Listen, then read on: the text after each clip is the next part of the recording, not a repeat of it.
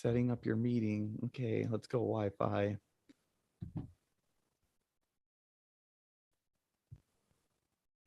Live, there it is.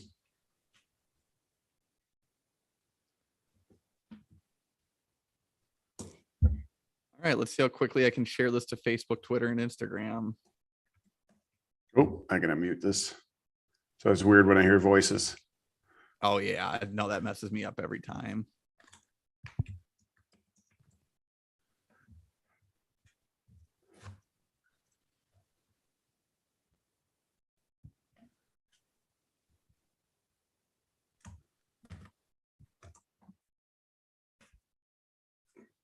All right, we got 2 on. Already got a loyal follower and Up to 3, yeah. Yeah, so we're late.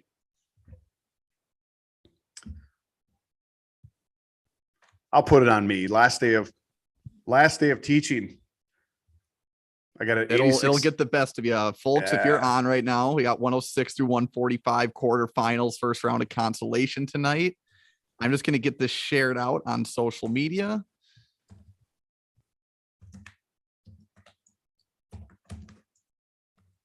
Yeah, I got an 86 day weekend. Is that really how summer goes for you? Yeah, pretty much. I mean, I do some work here and there. A lot of boating.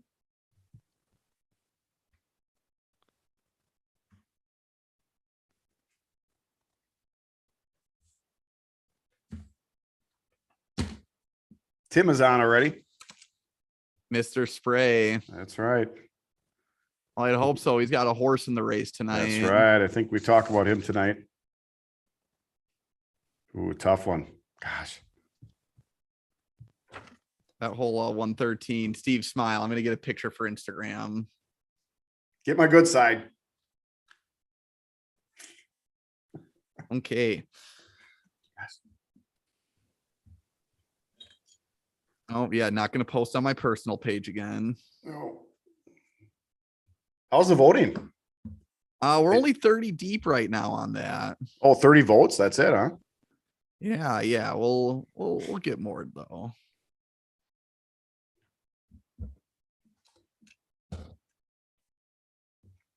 Yeah, these aren't easy. It's fun though. It's fun to look at them.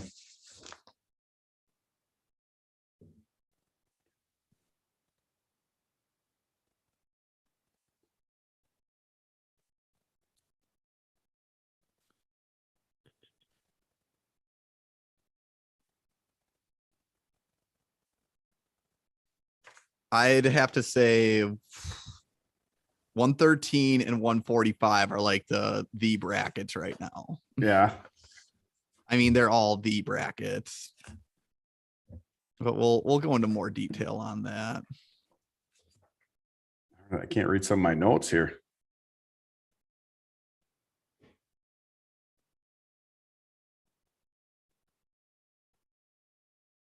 That's why I put my stuff on computer. Yeah. Oh, Oh, Steve, you want to text Fiedler? He's been giving us some flack on Twitter. oh yeah. Yeah, so if you want to let him know, we're here. Oh, about picks, you mean? Oh yeah, he said because you don't use Twitter. He said if Riley doesn't win tonight, we riot. Oh, I'll tell him we're live. All right. Yeah, if he gets going in the chat with Tim and Matt and the other guys, that'd be crazy.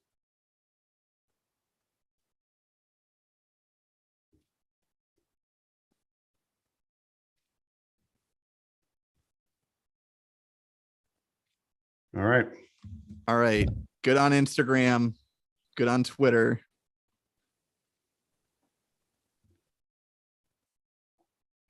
Steve, I'm going to email you the link for the form.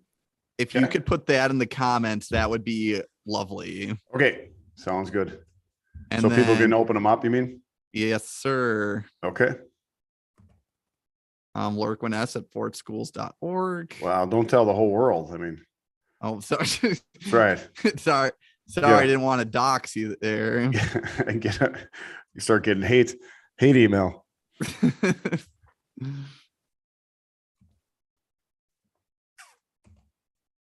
Also, the people tuning in right now, they're the true fans. They're getting the behind the scenes. What the heck? Okay, you want the poll link on? Yes, for the form. Okay, I was going to put it in the description, but I don't want to waste any more time for the yeah, people you get tuning rocking. in. I can do this here. Copy. Hopefully this is right. All right. Oh, Fiedler's on. All right. Oh, there we go. He was waiting. There's 4. Well, we have a lot of mineral point talk tonight. Yeah, we do. Well, if they'll go well for him or not, we'll see.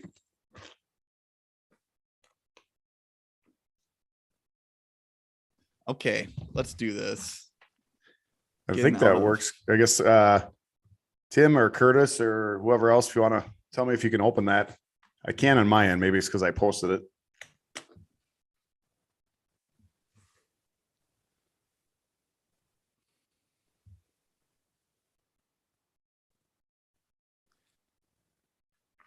All right, just getting brackets up and then we're rolling.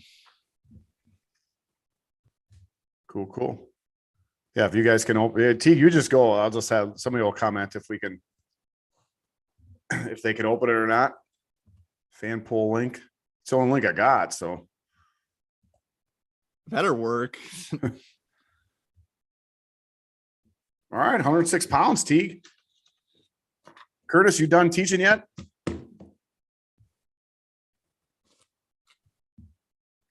Oh, wait a second. This is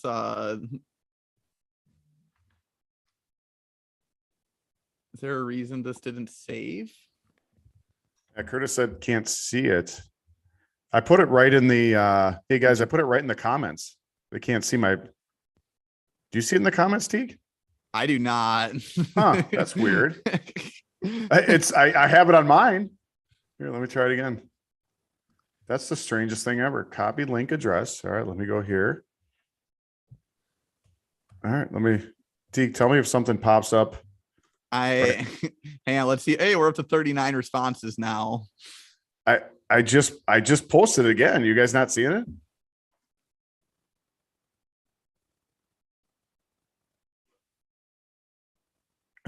All right, I posted the comment. I don't know.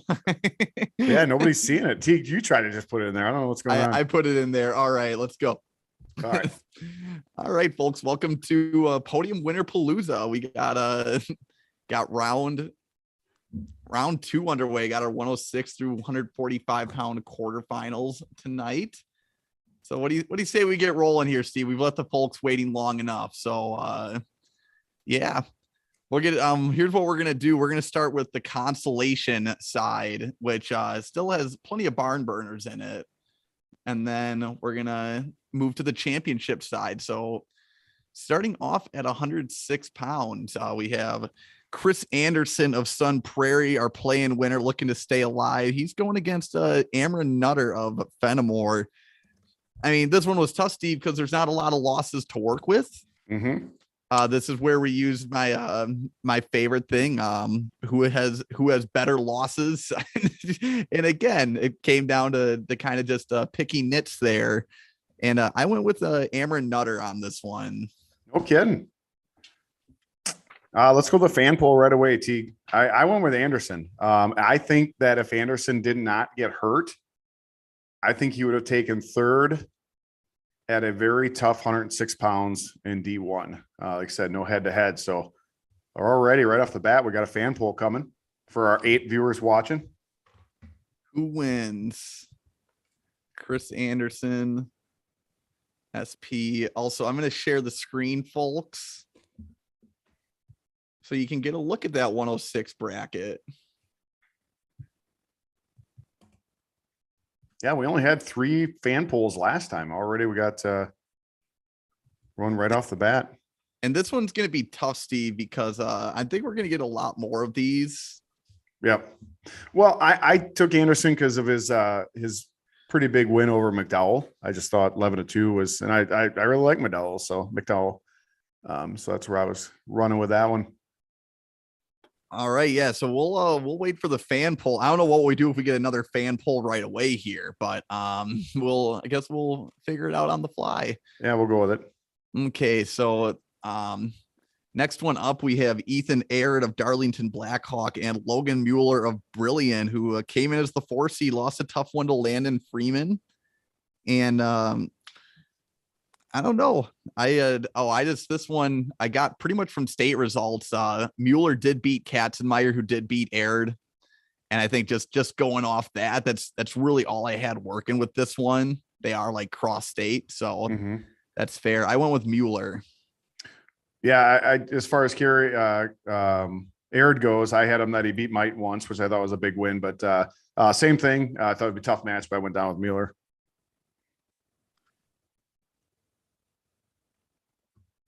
All right. And then, wait a second. Sorry, my bad. What do you got? I think, did Aird beat Katzenmeyer? I think that's the one note I screwed up on when I D2 106. Mueller beat Katzenmeyer. Oh, and then Aird beat Katzenmeyer by even more. That's right. This was a tough one. I still stuck with Mueller, though, on this one. Agreed. My notes got me all screwed up. So we got Mueller moving on. Steve, Brilliant Lion. How's the fan poll going? Right now it's 2-1, 2 votes for Nutter. Next up, we have 4 votes. So Wyatt Unter of Glenwood City versus Drew Dolphin of Kenosha Christian Life. Dolphin won 3-2 at state. Again, we have guys that are cross state here. And there wasn't a whole lot to work with. And Steve, if I see that someone won a match, it takes a pretty overwhelming resume for the loser, for me to choose that person in a rematch. So I stuck with Dolphin to win round 2 here. Agreed. Yep. I went same thing. Tough kid, tough wrestler. It's going to be back. Teague, I think we're pretty good. I mean, we got 75% of the votes for Nutter going all the way back up top, and we can wait till we're down the next one. Yeah, we'll just keep it up there until, and then last consolation to make it to 12 guys remaining. We got Wyatt Magolski of New London, Gunnar Katzenmeyer of Evansville. So they did not face each other at state, Steve, but Magolski beat Aird 6-5. And I believe that was in the 3rd place match. And then, like I said before, Aird did beat Katzenmeyer 9-4. So I'm just going off those 2 results. I'm sticking with Magolski. I went with Magolski reasoning. I just thought Katzenmeyer is tough wrestler, right? But he seemed up and down, right? Some days he could be really he could, hit one over the fences, but then, he had some losses throughout the year that were kind of like, wow, how did he lose that kid, right? But I think Magolski had a good resume, and he was pretty consistent throughout the year. So I went with Magolski as well. All right, so we got Magolski moving on. Now moving on to the championship side. We got Jake Fitzpatrick of Aquinas and Colin McDowell of Arrowhead. And straight up here, Fitzpatrick won 10-4 at Cheesehead. There's just nothing else otherwise that would have me think that. So McDowell did beat Neitzel, which is a big win. But I think contextually, Neitzel was gunning for a state title. They're on the consolation side at that time, and I took that into account, which, huge win by McDowell, but I think in a head-to-head matchup, Fitz wins that one again. Probably, I'd say by 4 to 5 points. Yeah, agreed. I had they both wrestled Neitzel, right? Both had victories over him, which is kind of a good mark. But agreed, I went with Fitzy as well. Hey, T, before we go to the next one, can somebody comment? Does anybody see any of my? I have 6 or 7 comments I wrote in the comment section. And Steve, I see all your comments, but not the ones with the link in it. You see my last one that says, "Do you see this?" Yes. Really? Wow. Yep. Yeah, and then I posted the link and nothing. That's crazy. All right. YouTube's ghosting you out, Steve. All right. Next one, we have Roan Carey of Mineral Point versus Landon Freeman of Rapids. Freeman, pretty big hypothetical win over Logan Mueller of Brilliant. I need to remember these are hypothetical matches we're talking about. But I don't know. I mean, I look at Freeman's stuff again, and it's an impressive resume, but you look at Carey and, he had a lot of good matches with Nutter over the course of the year, and Fitzpatrick as well at state. I mean, he was winning that match at one point. And I think if you're able to hold serve with Fitzpatrick, it speaks to your abilities. And, just from that, even though it was a loss, I went with Roan Carey. Did you say because of his loss to Fitz? Because of the match, I would say, yeah. Yeah, even 11 to 8. Yeah, that's impressive. I agree with you. Once again, all these are, I'm going to stop saying it only because it's could be a broken record, but agreed. I'm going to go with the pointer. All right. So we got Roan Carey moving on. Oh, look at that little finals rematch. Looking, Teague, just kind of give you a posted on the comment section going here. I'm really excited for the Matt and Curtis Fiedler showdown on the comments. Get some smack talk going on over there. Oh, hey, Teague, did we already post it? Now it's 60 to 40% Nutter over Anderson. So we have 5 votes total. Yeah, 3-2 Nutter.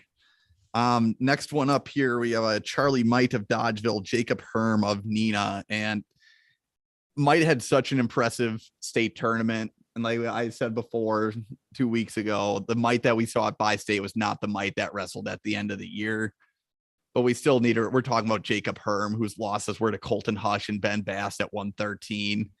And then to Braden Casey, who he gave up 4 points right off the whistle. Mm-hmm. I mean, Herm is a really good wrestler, and I think end of the year Charlie Might would maybe put up a good match, but I'm still giving it to Herm. Going with the Rocket. Same thing. Going with Herm, buddy. And then next one here, Steve, we're going to be down 2 state champs already at 106 pounds. Not to spoil my pick, but Liam Neitzel of Hudson versus Braden Casey of Menomonie. Liam Neitzel, hate to bring up a sore spot, but maybe someone who didn't benefit so much from seeding this year. Right. He kind of had a rough state tournament, but I got to see Neitzel and Casey wrestle one time. Neitzel ended up beating Casey 3 times this year. And though Casey ended up on top of the podium at state, how do you go against Neitzel, who beat him 3 times? And it's kind of a matchup nightmare for Casey too, from what I saw. Sure. Yeah. I guess I didn't research enough. I originally had Casey circled, but I didn't look far enough back to realize the other victories as well. So I won't even send it to the fan vote. I'll go with your reason. I'll take Neitzel. Hey, I was able to sway you there. You did. You convinced me. I was looking at my notes. I'm thinking, all right, this is gonna be good. I got some Teague doesn't have, and then I was wrong. Okay, so we have our I'm gonna think we have our first semifinals. All right, so Nutter ended up winning, correct? Yeah, close one. 3-2. All right, so we have Nutter moving on. I'm gonna fill in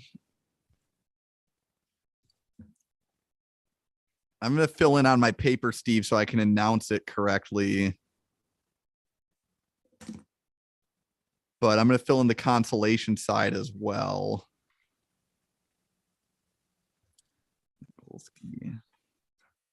All right, so I'm going to go back to screen sharing. We're going to check out 106 here real quick.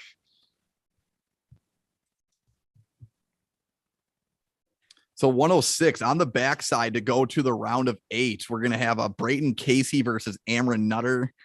We have Charlie Might versus Logan Mueller. So that state finals rematch. Drew Dolphin versus Rowan, or let's see. No, Drew Dolphin's going to be going against Landon Freeman. And then Wyatt Magolski versus Colin McDowell. And then the semis, Steve, Fitzpatrick versus Carey and Herm versus Neitzel. It just gets harder and harder, right? A couple of state tournament rematches that we're seeing. Yeah. Yeah. Okay, moving on to 113 pounds. We'll get that bracket flashed up here real quick.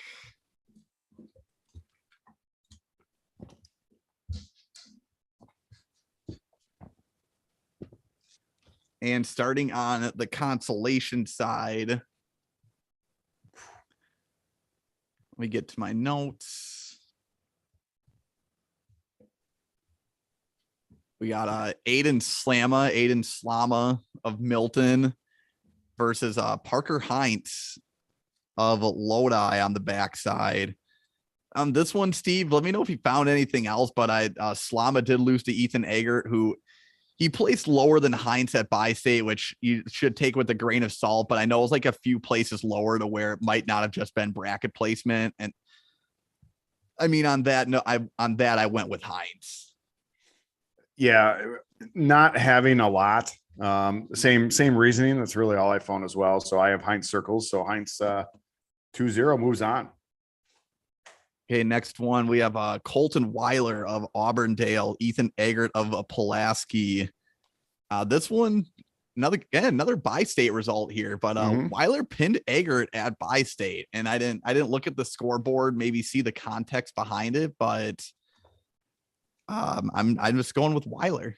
Yeah, I didn't do enough research to know what the score was when that happens, but I'm going with Weiler, and I was kind of doing some research as well, and big Greco guys doing a lot of Greco in the off season. So good luck to him at that as it comes up to Fargo. All right, next one up. Fiedler might be able to give a little input on this one, but we have Ian Krapp of Fenimore versus Elliot Biba of Iowa Grant Highland. And this one, Steve, this one was kind of tough. Biba did beat Krapp 3-2 in the duel. Krapp won 5-1 at regionals. I didn't see. Was there a result at state that I may have missed? But I have that Krapp beat him 2-1, and you didn't say that score, so I think that must have been at state. Was that at state? Yeah, okay, so Krapp must have beat him last. I mean, Krapp won the season series 2-1. I think in a fourth match it could be a coin flip, but just based off Krapp winning 2 in a row, and just it seems like Fenimore always finishes toughest at the end of the year. I stuck with Krapp on this one. Yes, agreed with that one. I was trying to delay it long enough to get to maybe they didn't rest. I don't know where I got 2-1 from. Maybe it was, I don't know. I'm not sure. Sectionals, Biba made it to the final. Yeah. So Fiedler says, Ian beat Krapp at regionals and sectionals. And Biba made it to the finals. That's what it was. Okay. Oh, Krapp beat Biba regionals and he had it wrong. Krapp won 6-0. Yeah. So, but we both went with Krapp on this one. Nonetheless. Yep. And then last one in the consolation side, we have Ian Radden's Glenwood City versus Lane Anderson of Amory. And credit to Lane Anderson. He had a good solid year. But Ian Radden's his only losses are to Luke Dukes and Koji Campbell. I just based off that, I feel comfortable taking Radden's here. Yeah, and I had Radden's. I thought he was going to win. I think I picked him to win it. I thought he, obviously, things happen. He could have been the state champion. But for this one, I took Radden's as well. I think we can both say Koji Campbell was a big unknown. That is not so much an unknown anymore. Agreed. Well, we'll be talking about him in just a second. Moving on to the championship side. Also, when we're talking on YouTube, does our Zoom show like both of us talking at once? Or is it just like whoever's talking, the screen pops up on? Because I might just keep the screen on the bracket if that's the case. But we got we don't need to see me. We got Reed Spurley of Dodgeville and Noah Tonzer of Slinger on the top side. I mean, 113, Steve. This was tough. There was on this one, though, a result that kind of worked its way up the ladder. Spurley did beat Danny Heiser, who beat Tonzer, and both the scores were pretty big, like difference wise. So major decision. And there's plenty of things we can say about Spurley. We have 2 to 3 more matches that we'll be able to talk about him with, but I'm sticking with Spurley on this one. Agreed. Matt said he can see both of us. Beautiful. Right.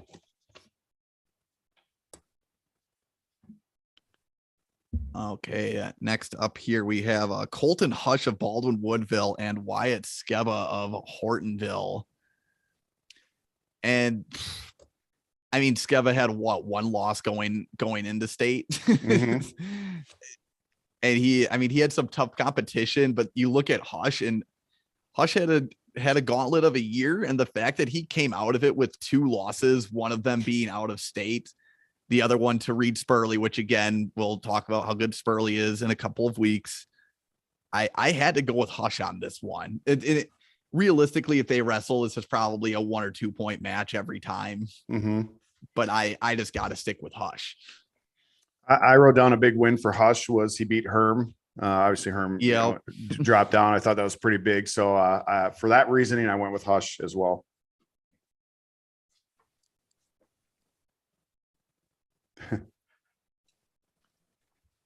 All right, next one up here, we got Koji Campbell of Kenosha St. Joseph's and Carter Schultz of Rice Lake, which, by the way, Steve, 113. The first difference that we had here with the fan voting, fans voted Elliot Biba over Schultz. Okay. Yeah. Well, I mean, there's plenty more that I'll be talking about with the fan stuff here, but there's about 1 or 2 per weight class from here on out. But they agreed with us totally at 106 is what you're saying. Yeah. Nice. Good job. Which means we're doing something right? Maybe. No, Koji, this one I didn't really have notes. That's because Schultz has he has losses on his resume, and Campbell not only doesn't have any losses, but has plenty of impressive wins as well. Absolutely. Explosion, right? Explosive wrestler, which we learned. We talked about him, the 6-second pin, the 19-second pin, and many pins under a minute on his resume. And Steve, I think about Campbell, like we talked about him being an unknown, like at the tournament, the actual tournament.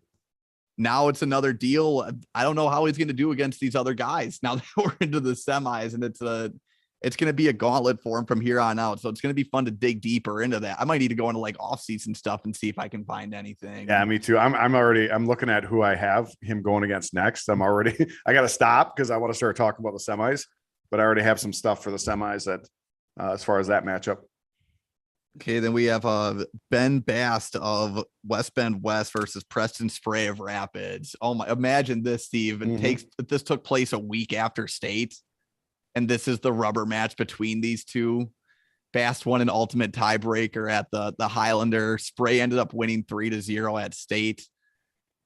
On one hand, you have Ben Bast, who's just the ultimate gamer, and then you have Preston Spray, who, the way he looked at state, it just didn't look like anyone was beating him. Agreed. And if he was able, as a senior, won his first title, if you can assume that he can keep that fire going into the next week at this tournament, just the way he looked, and especially on top too, like no one was getting away from him. It seemed like I'd have to take Spray in round 3. Yeah, I was hoping you'd stall because I was trying to quick look up some Bast wins. Good resume with him. But I mean, Bast has a win. He has a win against Spray. He has a win against Herm. Yeah, beat Nutter, right? Tough win there as well. But to me, Teague, it comes down to who won last, and that's why I'm going with Spray as well. Okay, so Bast moves over here. Yeah, it's tough to knock out in the quarters when just knocked out a state champ from a guy that won state last year. Right. Yeah. And like you said earlier in the year, beat the state champ.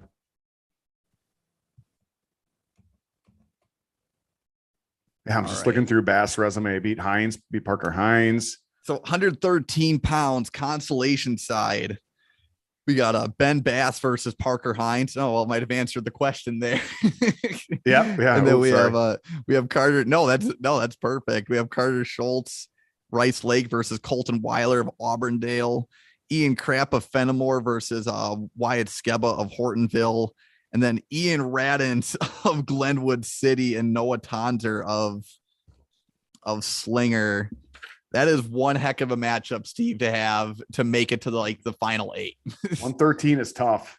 And then the semis, we have a Reed Spurley Colton Hush rematch and Koji Campbell versus Preston Spray. which I think that's about as big of a style clash as we're going to see. Agreed. Yeah. I got to stop because I want to talk about it already. So, okay. 120 pounds. We'll move it on so the folks at home can see. Also, thanks everyone for tuning in. If you want to do us a favor, whether you saw us on Twitter, Instagram, or Facebook, if you want to share our stuff out onto your page just to see if we can get a few more viewers, you do need to subscribe to our page. Then you'll be notified of whenever we go live in the future, whenever we drop a video. And also, if you are a subscriber, I believe this is only open to subscribers. So let's, yeah. The more people we can get on here, the more people we can get chattering, which is what we ultimately want. We don't need to be just the Steve and Teague show here. Moving Teague, on. that's the first time you ever said my name first. Not that I like Teague and Steve better. That's it was like I had my shoes on the wrong feet with you saying it like that. Moving on to 100. I said it like, wait a second, something sounded different there. 120 pounds. First matchup we have here, Cole Fitzpatrick versus Chance Suddith. And Suddith beat Fitzpatrick 5-1 at state, 8-1 at bi-state. I'm giving the edge to Chance Suddith of Stoughton. Yeah, agreed. Nothing more to add. Yep. Teague, it would be fun. I was just thinking about this. It'd be kind of cool to get if we get everybody on the Zoom, right? Everybody I know it can't, right? But everybody on the Zoom, and we can see all everybody's pictures and what they're doing. And like people couldn't speak, but maybe they could raise their hand and we could pop. I don't know. That's just everyone that's tuning in. Yeah, that'd be kind of cool to see everybody's picture. Maybe not everybody. I mean, I don't want to see a couple of these guys' faces, but well, I was gonna say we could just send Curtis Fiedler the Zoom link if we really want to spice things up. Curtis would have to put a shirt on then. Oh. Next consolation match here at 120 pounds. We have a Hudson Halter of Waterford and Andrew Martin of Pewaukee. Crazy to think that someone needs to get eliminated here in the first consolation round between these two. But fortunately for us, Steve, Halter won 7-3 at state, which, maybe there was a big move in there or something, but 4 points in this world is a pretty convincing victory, unless someone, in the chat sees something otherwise. I just gave the edge to Halter here. Yeah, agreed. But I put a little note, Teague, earlier in the year, they did wrestle. I got to see him live at the TKO, plug for the TKO, right? And Martin did win that one. He won 5-1, but Halter won last. So I am going with Halter. Probably one of the best matches at the TKO as far as finals go. Sorry, Curtis. Next matchup up here, we have Elias Glinski of Cranda and Alexander Nitz of Stanley Boyd. This one was tough because Nitz beat Gunnar Wopat of Royal 3-2 in the ultimate tiebreaker at state, and Wopat split 2 close matches with Glinski. And Steve, I have a lot of family up in Cranda, and I think when you have something like this and it's basically a coin flip, I think it's okay to go with a little bias. And I took Glinski just on the basis that it was 50-50 and Glinski's from Crandon. Oh, sure. The Crandon brush runs, right? I went with Nitz because I went with Nitz because he placed higher. So that was my take on it. All right. So we got who wins? Alexander Nitz. Stuff. Now we got some smack talk going. So Teague, when we get a little break in the action, our commercial break, you have to explain. Everybody's wondering why Curtis got banned from Twitter. Got banned from Twitter. Well, I'm growing the story, right? Matt and Donnie Verbatim, 2 coaches, are fishing right now, so I'm telling a fish story. But Curtis, I grew the story that Curtis is now banned from Twitter for talking smack. No, I released the brackets, and Curtis just must have taken a look at them, and he said if Riley doesn't win, we riot. And that's obviously in reference to, I believe, 138 pounds Steve, where Taryn Riley, Mineral Points Taryn Riley's facing off against Gavin Drexler of Stratford. Oh, yeah. Yep. And I think that is a finals rematch as well. I need to double check the score on it, but I told him I'm not going to spoil my pick for tonight, but I think it'd be fun to see Mineral Point try to do a coup in the fan vote and see if they can get Riley to move on there. I think it'd be a good like team building deal. we're the most hated by Marshfield and Mineral Point fans. So Keith Verbaten's on as well. So we got Donnie, Keith, and Matt, 3 Verbaten brothers. Curtis beat that. You got 3, better get 3 or 4 brothers on here. All right. I'm after 120, Steve. Wait, do we have any Mineral Point guys here? I'm 120. No. Oh, we got someone at 126. I might send the Zoom link over to Fiedler real quick. You're gonna let Fiedler on? Yeah, why not? Right. Well, you have mute capability though, right? Yes, 100%. Next one, Steve, if you want to do a little more talking while I send the link over to Curtis here, but I had Brecken Minch of Fenimore versus Jonah Edwards of East Troy last consolation matchup. And I don't know, Jonah Edwards, good year, but I mean, Brecken ended up finishing 3rd in D3. He has a really good resume. And I look at some of Edwards' losses and I think it's guys that Minch would, he didn't wrestle them necessarily, but I think it's guys that Minch would beat. So yeah, Minch as well. My reasoning was he plays higher at state at a tougher bracket. I know they were at, not in the same bracket, right? I mean, they were in different divisions. But I just think as far as overall wins and competition, I think the Fenimore Eagle was the, I think he has a better resume. So agreed. Okay, Zoom. How do I? What are your thoughts on the quarterfinals here, Steve? Yeah, popping on up. I can go on up there. I'm sorry, I'm getting caught up in I keep looking up at the comments and I forget that I actually got to speak. So there's not all this dead time. 120 quarterfinals, Dawson, Johnson, Cumberland against Trayton. Our boy that we learned not to pick against, right? But this is a tough one, Teague. I don't know if you want to take it right away. Funny thing about Ackman and Suddith. So Steve, big thing about the Ackman thing here. Our fans went with Chance Suddith on this, even though we did have the general public went with Chance Suddith of Stone in that first round. Okay. Even though the only piece of evidence we had was that Ackman did beat Suddith at Bi-State. Right. So that was one of the ones that caught my eye. It made me feel good about us that we were, that we did our due diligence on that one. Nice. But in that one particular, it's funny. Ackman's, I think he had 5 losses on the year and 4 of them were to Dukes, right? And Dukes, we know how tough he is. But in the end, I just think Dawson Johnson, he's just a beast. But I went with Dawson Johnson of Cumberland in this one. All right, perfect. I sent the link to Curtis. I'm not letting him on until 126. Gotcha. I was gonna say the same thing. Ackman, really good year, but I will say this, guys. Trayton came up to us at Bi-State when we were commentating, and he looked at Teague and I while we were talking. Great kid. And I mean this at all the, you could tell he had a funny look on his face, but he also had an intense, serious look on his face. And he goes, "Which one of you two picked against me?" I like quietly raise my hand, and I'm looking at him with these intense blue eyes, and I'm looking. I point over that guy right there. And yeah, I agree. Ackman, Matt Brayton says Ackman is on the all-time hair team, and has that Morgan headgear too. Yep. No, I actually had that in my notes. It said Johnson beat Dukes, who seems like he's Ackman's kryptonite. Yeah. So I think we're on the same page there. Speaking of Dukes, we have next up. So you went with Johnson as well, correct?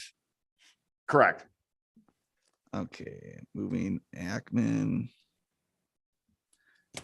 Okay, so Battle of the Lukes here. We got Luke Dukes of Nielsville, Greenwood, Loyal versus Lucas Peters of Kaukauna. And See, I kind of saw the same thing, kind of like similar resumes. Their losses were to guys that it seemed like they were cut above them, but kind of, I like to look at the losses, but I feel like Duke's had a couple tougher wins on the year, and even his losses, he just had really tough matches. And it's hard for me to pick against the guy who pinned Chance Suddith at Team State, but I really like Luke Dukes, man. And I keep thinking of that Heiser match where Danny Heiser's a really good wrestler and Dukes had him on the ropes. Well, I think Kakana wrestlers are very good at adjusting once they know their opponent, right? And after they wrestle them the first time, they're really good at making those corrections. We saw what Kakana did wrestling at Team State, right? But this was my rationale, is that you might call me crazy, like I said, but Luke Dukes lost to Shane Corrigan 9-0 when he wrestled him. And the first time Peters wrestled Shane Corrigan, he lost 12-0. So off that rationale, take it or leave it. I don't, that's really all I could come up with. So I'm going with Luke Dukes. Okay, so we got Dukes. Which means Lucas Peters loses in the quarterfinals, which I don't think he's done in a tournament all year. Probably never.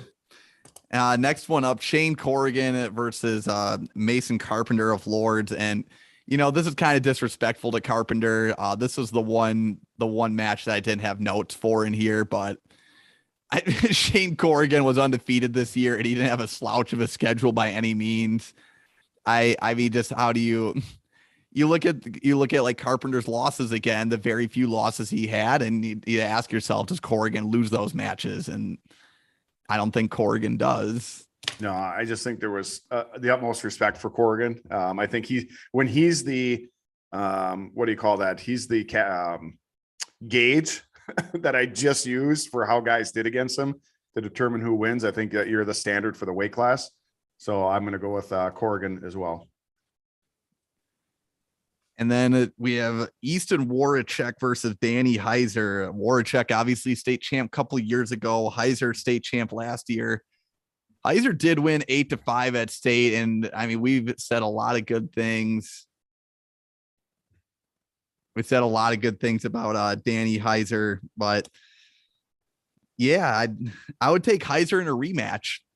And from what I've seen, the hype from the scoreboard, I think he's lived up to it, and I think he beats Warachek again. Yeah, I just think Danny Heiser, he had a couple of early season losses that made me look at his resume, but Heiser just got better and better as the year went on, and he just became a tank at the end of the year. So Heiser as well. Also, so Tom and Kelly Clark bring up a good point. 9-0 versus 12-0 is not a good representation. Peters was trying things at the end of the match. So I think they do bring up a fair point there. At some point, this is one of those deals where it's just kind of the nature of this, where we have to go off of these types of things. But your reason, I think your rationality was really good as well. Mine was a little bit looser. That's why, it's really just, my digging deeper into research. That's what I came up with. You had some good rationale for it. That's why we have two of us here. Well, and one of us knows what they're doing. All right, I'm bringing Fiedler in. Oh, is he up already? 126. Well, Fiedler's coming on. We're gonna look real quickly here at the 120 pound. We're gonna look real quickly at 120 pound matchups for the next round. And he put a shirt on, so that's good. And keep close, tight, real quick. Be real quick with that mute button. Fiedler, real quick. I'm going to go through the 120 pound matchups. We got Easton Warachek versus Chance Suddith. Not Shane Court. It's going to be Mason Carpenter versus Hudson Halter. On the Consolation side, we have who ended up winning the poll, Steve? Looks like Elias Glinski won the poll, so he'll be going against Lucas Peters of Kakana. And hey, folks, if you disagree with the pick, we do have that fan voting as well. So make sure to let your voice be heard in that bracket. Then we also have Brecken Minch of Fenimore versus Trayden Ackman of Spencer Columbus Catholic. Semi side, we have Dawson Johnson of Cumberland versus Luke Dukes of Nielsville Greenwood Loyal. Shane Corrigan of De Pere versus Danny Heiser of Evansville. Couple of dynamite matchups. Oh, Fiedler's muting himself already. Props on the self-control. Wow. All right. Hey, we're at 126 pounds. Curtis, you can unmute yourself, man. Welcome to the live. I've missed you boys. I got to tell you that first off. Clearly with the love you two send me. Teague, Curtis, this does not count as an official visit to the podcast, so you're still at 2. I just want you to let me know that.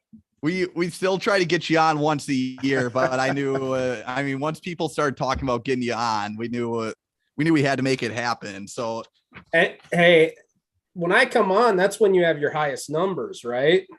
Did you share this with the Mineral Point faithful? I mean, I kept it, so I'll let you when we get to that weight class, we'll get to that weight class. But no, it's a good fun thing for you guys, and it's fun to be doing this. There were some opinions made by some of the kids on the wrestling team, but I'll just leave it at that. Whoa, in regards to the picks? Well, I mean, personally, obviously, I want all my guys to win this just so we can finally be back ahead of Stoughton. But, I just, you're giving us nice little bulletin board material, and I appreciate that. And you remember what happened the last time you guys gave that to us. I did. I remember. We felt proud. Yeah, just everybody's listening. Curtis, we had Curtis on, and he goes, did you hear that? Whatever. I don't remember which guy it was, but Curtis said his boy goes, yeah, did you listen to the podcast, coach? They picked us against us at Team State. I'm like, yes, we've made it. Guys are using us as bulletin board material. All right, moving on to 126 pounds here. So, Curtis, does this make you our tiebreaker vote then, or what's the deal with that? Are we still doing? I was just gonna hang on, I was just gonna hang in for the next couple brackets, just to observe, if you will, and watch the sausage get made, and then I was gonna let you guys do your thing. All right, love to hear it. So with that, sausage get made. Whoa. 126 pounds, starting off with the consolation. We got Colin McKittrick of Royal, Austin Blanchard of Campbellsport. McKittrick, playing, finished 6th at Division III state. Blanchard ended up finishing 3rd at D2 state. I mean, Steve, Blanchard was undefeated until state with a couple of good wins mixed in there. He did have that tough loss to Ian DeSallier, who we'll be talking about up next here, actually. I don't see Blanchard losing to McKittrick. No, I sorry, I misread what you just said. I'm like, wait a minute, I had a different one. Yeah, McKittrick, love to see it. I see that he's doing a lot of off-season Greco and freestyle wrestling, so good for him. But I'm going with you as well, Teague. So he's gonna bow the tournament. And Blanchard had big wins again against Mason Gill this year and Crowley. So I just think Blanchard's a tougher wrestler. Next up here, we have Matt Haldeman of Milton, Ian DeSallier of Kiel.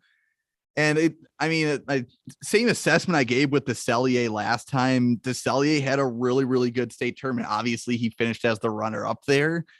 But if you look at the body of work upon the year, I didn't really see a lot in terms of common opponents, but I just liked Haldeman's resume better overall. And that leaned me to pick towards him this go around.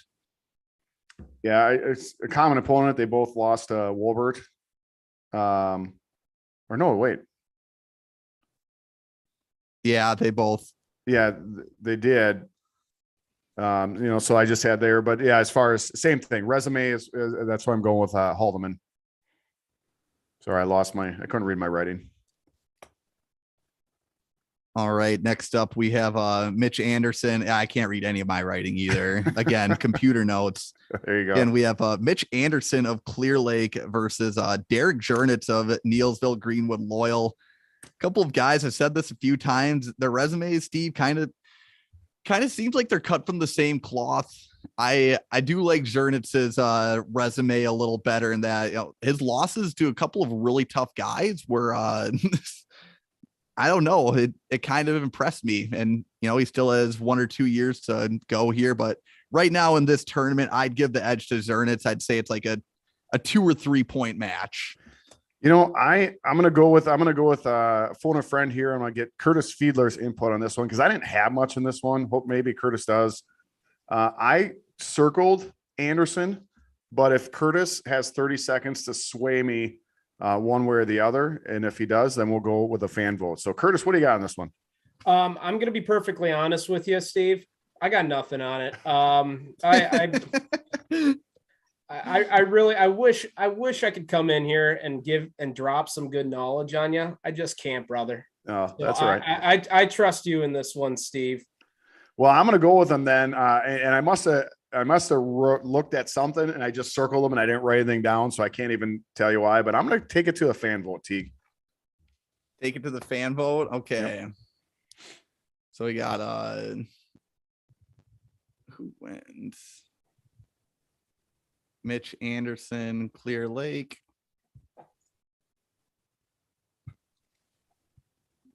Oh, shoot. Gernitz, NGL. Okay. Time to ask the community. Hey, 14 viewers. We're moving up in the world. That's right, Teague. Okay. You tell me I pop on and all of a sudden you get 3 more viewers. Yes, sir. That's because we got Curtis Fiedler on, and Curtis Fiedler is must-see TV. The viewers went up by 33%. So we're all right. So we'll wait on the results of that one. We have Brian Winans and Austin Defoe. Winans of Kakwana, who, I think that one came down to a coin flip, Steve. It was our first episode, but over Mantle, yeah. Coin flip match with Caleb Mantle, and then Austin Defoe, who wrestled Braden Sonnentag. And this would be a good match, but I'd have to give the edge to Winans. Winans had a really good end of the year, and it was against really solid competition as well. And Defoe, again, we got to give him credit. Started the 100 Wins Club for our posting on Instagram and whatnot. Had a solid year as well, but Winans' resume just impressed me a little bit more.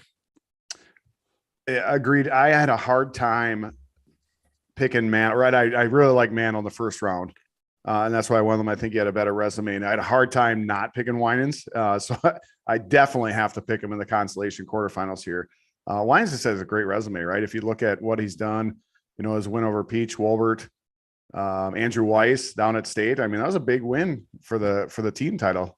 So I'm going to go with Winans as well.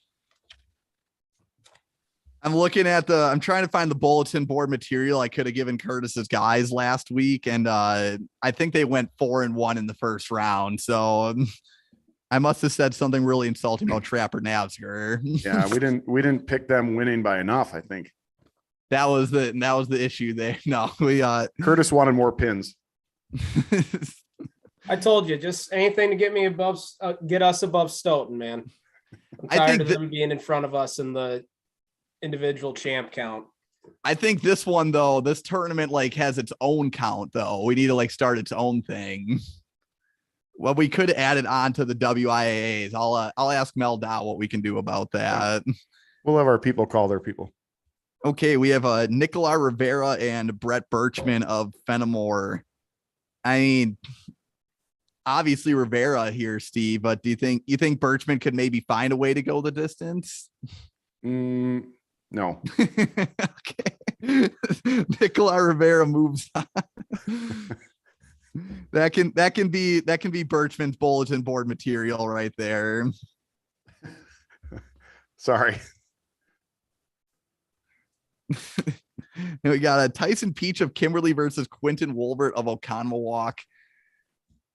This one, it might seem like I'm not going really logical because they didn't wrestle each other at State. Peach ended up placing higher than Wolbert too. But you go off of the whole year, and I think State and the last round of sectionals might have been the worst part of Wolbert's year. And I still think in a one-on-one matchup, I got to stop saying one-on-one. Too much basketball for me lately. But just in a matchup between these two, I'd still give the edge to Wolbert. You would, huh? Yep. Teague, I wrote this down. Maybe I'm wrong because if you didn't catch it, maybe you have to check my notes here. I have that. No, maybe I don't. He would. Oh, here's my rationale. I said that Peach would beat Haldeman, and Haldeman during the once again, this is all hypothetical, so follow with me. Somebody's gonna get ticked at me here. We're good. I said that Peach would beat Haldeman in our hypothetical first round, right? Yep. But Haldeman did beat Wolbert during the season. Mm-hmm. So for that justification, I'm going with Peach, and I'm going to take it to the fan vote. Take it to the fan vote. All right. And here's a comment while you're typing that in. The Tigers up in Wrightstown said that Curtis wins the best looking podcast guest. So that's a nice job. Was Curtis. it ever in question to begin with? Let's think about who you brought on in podcast past. First off, McGuire's just a non-starter, clearly. Just a non-starter. Well, we did have Matt Verbatim on here, so that's that's the one that deserves a great argument. Wolof, no. Who else here? Gerber. Boy, were you guys begging. So I appreciate that by Verbatim. That's why there's love from me up that way. Oh, Matt asked a real good question for Tom Clark if he's still listening. I mean, I hope he's still listening. His kid hasn't even came up yet, but yeah, I'd like to hear Clark's. So Clark going with Wolbert on this one, because Wolbert beat Winans at Freestyle State. Winans beat Peach a few times this year. So Steve matchup. It looks like it could be a horse apiece here. It might just come down to styles. Sure. Okay, next matchup. Oh man, Chase Beckett versus Lucas Sullivan. Lucas Sullivan, of course, of Mineral Point. So I did a lot of looking at this one, of course, and Lucas, I don't know, he had 5 losses on the year, and they were to really good wrestlers, all state champs. Yes, he had a really good year, and Beckett falls into the category of state champion and someone who I said ran roughshod on the state this year in our last live involving him. And, I'll give Sullivan credit. There's no easy match against Lucas Sullivan. I mean, he even got Nicolas Rivera. I think if he had like a 4th 2-minute period, I think he could have found a way to catch up to Rivera in that matchup. But, Is that the one we saw at Bi-State? Yeah. The 14-7 one. Yeah, that was an impressive one. That's where we started talking about maybe Curtis and the Mineral Point figured out the game plan to take down Rivera, right? And then we saw next round. Yeah. And then I would just still have to say Beckett wins this one, but Sullivan gives him everything he can handle. There's your bulletin board material, Fiedler. There you go. Yep. I'm gonna agree just because of results. Common opponent, Sonnentag. Beckett had a better result against Sonnentag. He lost 2-1 in sudden victory. So that's my rationale for it. Beckett, I think after his year off from his injury, just came back in a terror, right? And he had some early losses during the season. I think he was trying to get his bearings going, things like that. But at the end of the year, he's just unstoppable. Sorry, I'm just writing stuff down give me a second here. Curtis, let's hear your thoughts on the Rivera match. Do you think if there happened to be an extra period that? We had him gassed, yep. And Nicolas on. There's levels to the game, guys. You know this, and yep. Nicolas on another level, and he tried that flying squirrel at the end or whatever it was. Because I think he was up by 8 against us at the time. But what I loved about it was Sully didn't care where this kid was ranked, how good he's supposed to be. He got out there and went after him, and that's all you can ask for in a situation like that. And what do you have to lose? It's a D1 kid that doesn't affect us for D3 state tournament, and it was go out there, have fun, and good things are going to happen. So I loved Sully's effort in that entire thing. I will say this about Beckett. I'm very happy that he is going to UW Platteville to wrestle next year. Kittleson's building something, boys. They better keep an eye on that, because I love what Coach Kittleson's doing right now for the Pioneers. UW Platt. Hey, we're trying to get into the college scene a little more. So maybe that's something we get on the show, build a little buzz for the program. Going back to that, if I remember right, obviously it was during the winter, a long time ago. But what I liked about it, it seemed like Nicolar was trying all of his crazy stuff that he does. And I think what got him gas is the typical things that work against most kids wasn't working against Sully. So I think that's where the gas came in. And like you said, he just, he didn't back down. All right, last matchup we have here, Caleb Mantle versus Braden Sonnentag. Steve, I believe this would be round 3 this year. And I know it was a 1-0 match. Were they both 1-0 matches? Finals was, I'd have to do some quick semifinals, Steve. Or semis. I apologize. Jeez, relax. Somewhere down there at state. Yeah, 1-0. Yeah, keep going, Teague. I'll find it. 1-0. The semifinals. What I was gonna say was I think it was 1-0 at the duel. I don't know. I know it was a 1-point match at the duel as well. But I think the fact that Sonnentag rode Mantle out for 2 minutes, I think for me that's kind of the game changer. You assume maybe they're equal on their feet or enough to where there's no score. The fact that Sonnentag has the advantage on top and that he's shown that he can escape from Mantle, that still ends up being the game changer for me there. And I think that advantage, I mean, also Sonnentag has 3 state titles to his name, but you kind of throw that out and just in a match like this. But I still give the edge to Sonnentag. I can't find the duel. Oh, you're good. Yeah, no worries. No worries. I'm just looking through. Oh, there it is. Yeah, 1-0. Same thing. Good call, T. Good memory. Holy crap. But yeah, Sonnentag's just one of those. He's got wins over Chase Beckett early in the year, right? They dueled them. So there's just some tough.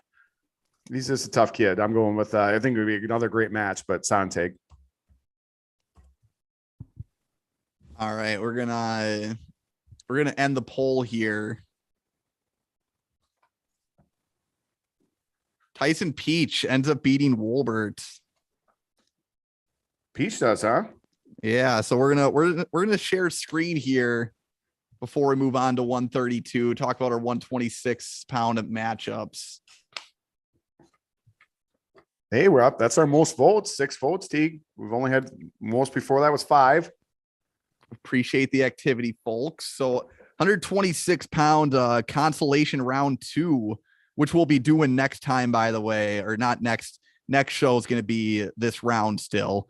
But we have Caleb Mantle, Wyatt Fremont versus Austin Blanchard of Campbell's Port. Jeez. Lucas Sullivan of Mineral Point versus Matt Haldeman of Milton.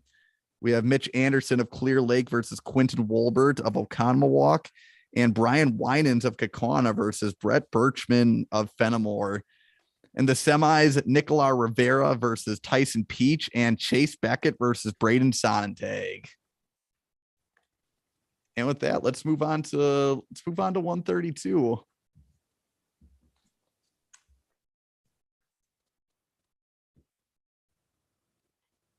Oh, we're looking to get Verbatim's opinion on the hard Stoffel. That's a really good person to get an opinion on for that one. Same area. I mean, I have some notes written down, but I'd rather ask somebody else because my rationale is a little bit suspect. I mean, it's we'll just jump right into 132. We got Brody Hart of Winneconne, who, as we said, Steve, other than maybe like Nilo, is probably the toughest 16 seed in the tournament. I mean, basically was virtue of injury defaulting out and then placing 6th. But all right, look at this. Wait, you're talking. Okay, go on. Talk about Brody. Yep, Hart versus Stoffel here. Yep. And then you have Jake Stoffel of Appleton North, another sophomore, only 3 losses on the year. And I mean, again, the resumes pretty much look the exact same. Both sophomores, both of their losses. Tom and Kelly. I'm not Matt Verbatim, but I slept at a Holiday Inn last night. I gotta tell you a real quick story with that. I was at a establishment once. We'll just use that quotes. And this guy's like lining up this pool shot, and I come up and I'm like, yeah, I'd take the cue ball up the app, and I'm just start talking pool terminology. I have no idea what the heck I'm talking about. And the guy looks at me, he's like, wow, you pretty good at pool? I go, nah, but I did stay at a Holiday Inn Express last night.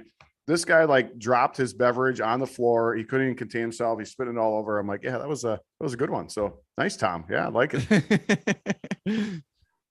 Next, so Steve, I have a feeling just based on what you're getting from the crowd here, and I think if we go to the crowd, it looks like we know who ends up winning. But I mean, you have a couple of sophomores. Both of them, a couple of their losses were against. Hart actually lost to Riley. I think that was while they were both at 138. If Mr. Fiedler can correct me on that one. I'm sorry, what was the question? Brody Hart of Winneconne versus Riley. That was at 138, correct? Yes, I was at 138 at the early bird. Way start of the yeah. And Stoffel also had a loss to Brett Scoug of Brookfield East. I like Hart's losses a little more. I coin flip matchup, but I'm going to go with Brody Hart here. I think the championship pedigree off the one state title. I'm going to let that give me the edge on this one. I want to hear your rationale for this one though, Steve. All right. So these are the hypothetical world, right? Hart forfeited out at state, correct? Mm-hmm. Or not forfeited out, medical forfeited out. And he beat Anderson at state. And we moved Anderson on in our hypothetical previous round. Does that make sense? You following me? Oh, so okay. I see what you're saying. Yep. So with that rationale, because Hart did beat Anderson, and we moved Anderson on over Stoffel previous round, for that rationale, I got to take Hart. Although Holiday Inn Express boy disagrees with me. But Matt hasn't said anything. I would love Matt to pop in on that one. Steve, we're opening a Pandora's box here by using our hypothetical results as a basis. Well, down the road too, because I noticed I'm looking at the chat with you guys. I see Stacy Hopke in the chat too. Yeah. I want you to bring her in when you don't vote the Hopke kid to move on as well. Just I want to see reaction. You mean at 220 you're talking? Yeah. Okay, yeah. Well, that probably ain't happened. Just saying. All right, so we got Hart moving on. I mean, Stoffel, I could see Stoffel's in the quarterfinals though, because he beat Stoffel was the pick that the fans went with Stoffel over Anderson. Yeah, they went the other way. Yeah, that was also, one I tough to. I probably want to go Stoffel the other way, but I forgot beat to say Van this year, beat Tomzovic. 126 pounds, Steve. That was a true swing match. The fans picked Winans over Mantle, and that was one of the closest matches. Well, Tom Clark and Matt Verbatim both picked Stoffel. So, there we are. Hey, they can make their voices heard. Let me post the link here again for the Google form. I mean, this thing's running long at this point, but hey, we're having fun. All right, gonna delete that poll. Next matchup. We got a middle point guy up. All right. Oh man. We got I'm not here to criticize. I'm just watching, guys. So we got a Trapper Navsger of Mineral Point versus Preston Cradville of Holman. And now that we have Fiedler on, this one does put me into a bind here. But okay, so placement wise, Cradville, he did place a few spots higher than Navsger, Steve, at Bi-State, which it's one of those where I don't think it came down to just bracket placement with that differential, but we kind of talked about how Cradville has the potential to beat anyone in the state on his best day. I still think the consistency issues there, but I think if you match those two up and maybe you have more specific matchup stuff to back me up or not back me up even, I'd give the edge to Cradville in a match here. And I went with the endless motor that is Trapper Navsger, right? Because it's I just think, and it was what you said, Teague. It was the consistency. I just I've gotten to see Trapper wrestler more live. I know you've gotten to see Preston wrestle more live, right? But I just think the motor and the consistency of the Mineral Point wrestler will give him the victory. So we're running two polls right now. No, we're not, right? That's the only. No, I accidentally started another one. I thought we were going to have to do a poll for.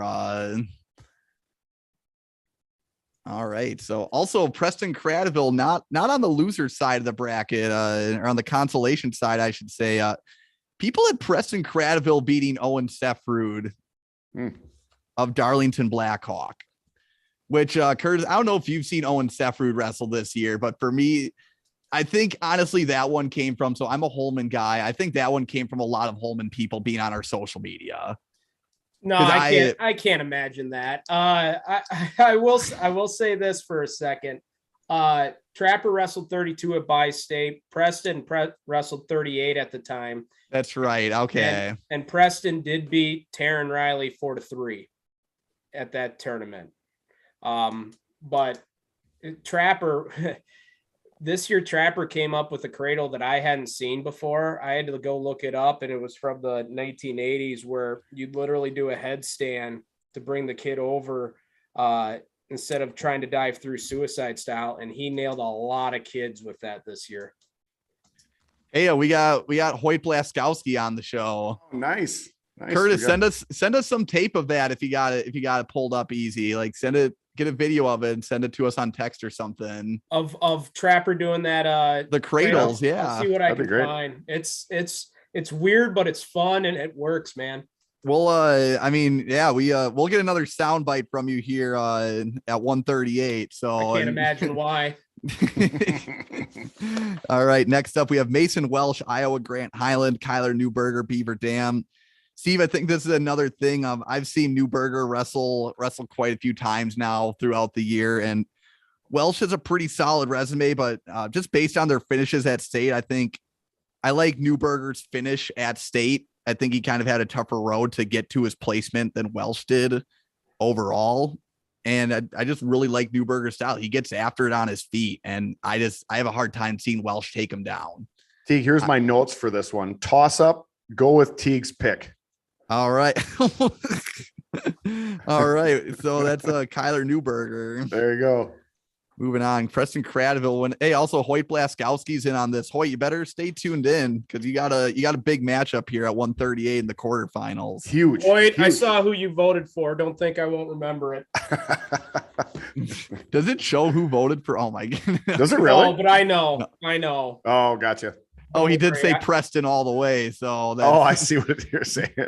All right. Bulletin board material.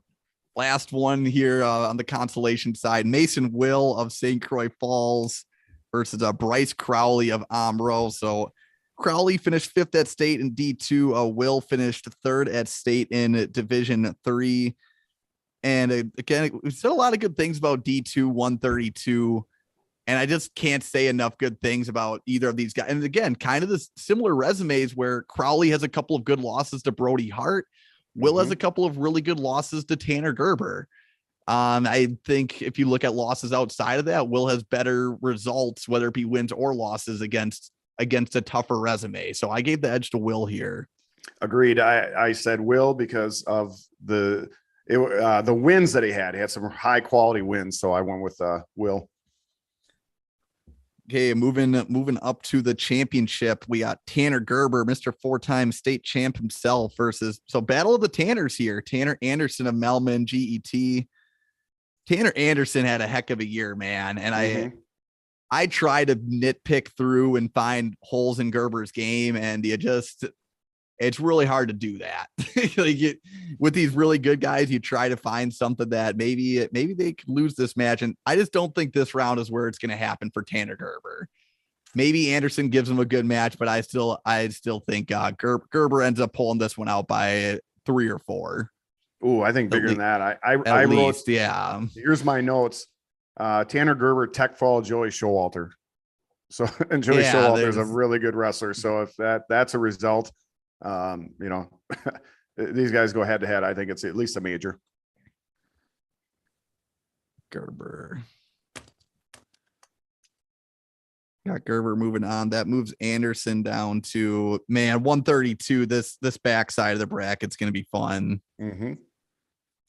All right. Troy Dolphin, Kenosha Christian Life versus Owen Seffrud of Darlington Blackhawk. Again, you have Dolphin, whose big losses were to Gerber, lost to Gerber in the finals. And then you have Seffrud, where again, I know it's kind of repeating my rationale from last week, but how do you pick a guy whose only losses were to Rhett Koenig on the year? I mean, what else does he? There's no one else that proved that they were better than Sefrud on the mat that day. Yeah, I agree. And I think it wasn't just his losses, right? It's how he lost to him. Those were battles. To the point that as I watched those results, I thought Sefrud was going to take him in the finals, and I picked Sefrud, right? So I'm picking Sefrud here.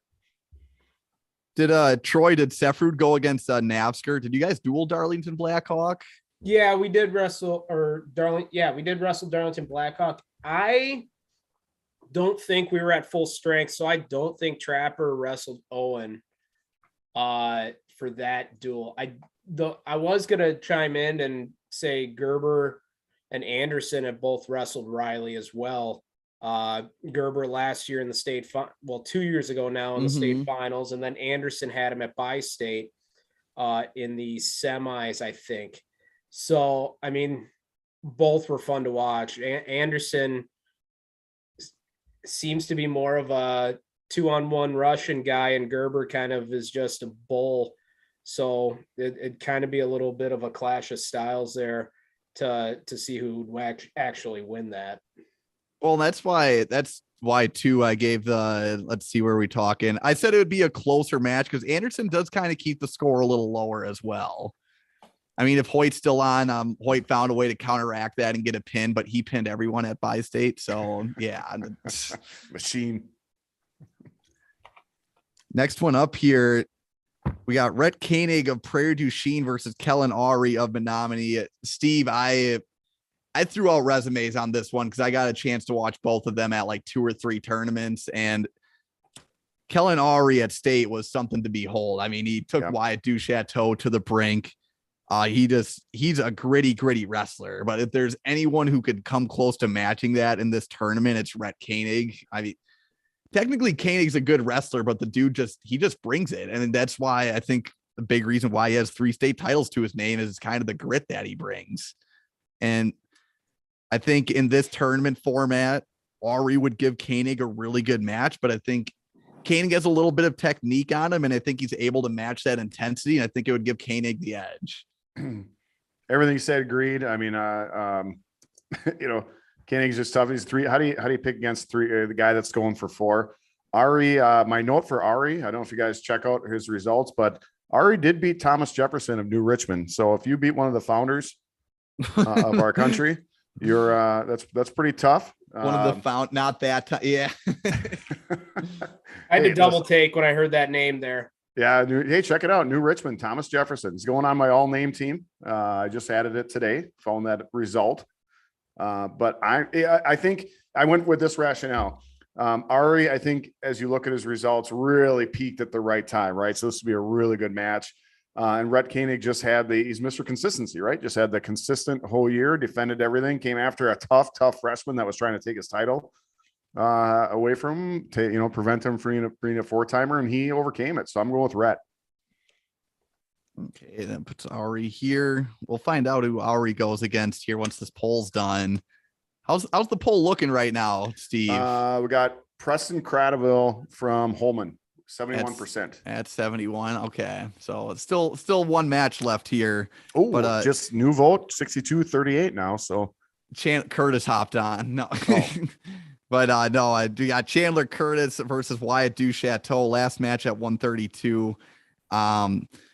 Chandler Curtis, really fun wrestler, really brings the pace, really could take advantage. He's dangerous. He can take advantage of guys who get in bad positions. Wyatt Duchateau doesn't get in bad positions like ever. Agreed. And I mean, I don't think Duchateau, pins him here necessarily, but I think he wins this one by 7 to 10 points. I concur. All right, so Duchateau. We're gonna close the voting here on the poll. Close it up. Curtis, who won at 126? Curtis, you hopped on and your boys are 0 for 2 now. Yeah, what's going on there? this close to sending an all hands on deck text to all the boys to make sure we start getting this the right way here. Hey, I said there's the fan vote still. Mandatory practice after the podcast. Yeah. Plus, if anything, I just want to give fire to the forum, put some upsets out there so that starts to fire back up. Oh, get the forum rolling again. Why not, baby? It might turn into a conversation not about wrestling real quick, but I can't imagine. Okay, I'm done. I'm done with that. Okay. We're just gonna run through. We got 2 weight classes left, folks. Thanks for bearing with it. I mean, we're taking our time here, but I'm having fun. So we got Chandler Curtis versus Brody Hart. We have Kellen Oury versus Preston Cradaville on the backside. Kyler Newberger versus Troy Dolphin. I wrote Troy, not Dolphin. And then Mason Will versus Tanner Anderson. Semis, we got a Tanner Gerber versus Owen Sefrud and Rhett Koenig versus Wyatt Duchateau. Steve, good luck researching that one, pal.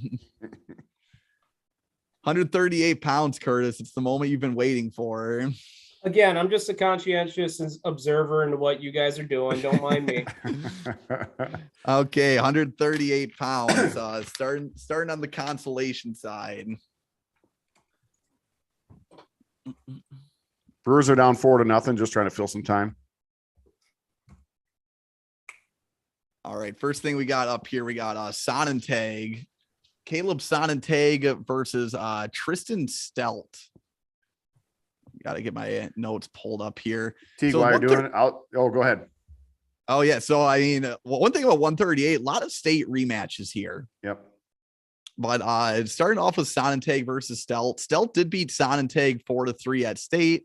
Again, I didn't see anything overwhelming on either one's resume this year to really change that. So I stuck with Stelt. Yeah, just for the sake of time, agreed.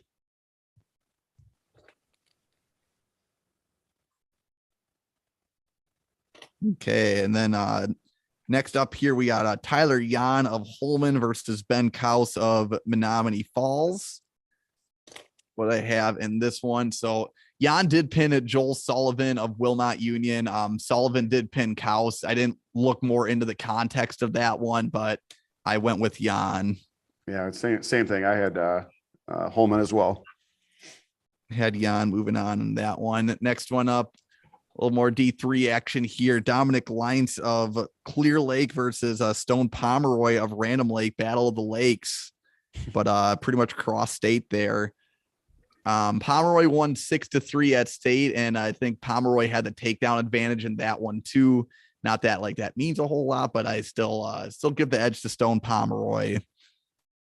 Yeah, Clear Lake. That's better. That's better marketing than Random Lake. Hey, where are we going? I'm going to some Random Lake. Well, where are you guys going fishing? I'm going to some Clear Lake, man. I mean, which one would you rather go? Who was the ad wizard behind that one? We can't tell that you're a father, Steve. With Yeah, I knew. I was thinking that. That's beautiful. that was full dad joke right there. I loved it. Dominic is a 44-4 junior, but I'm going with Stone on this win.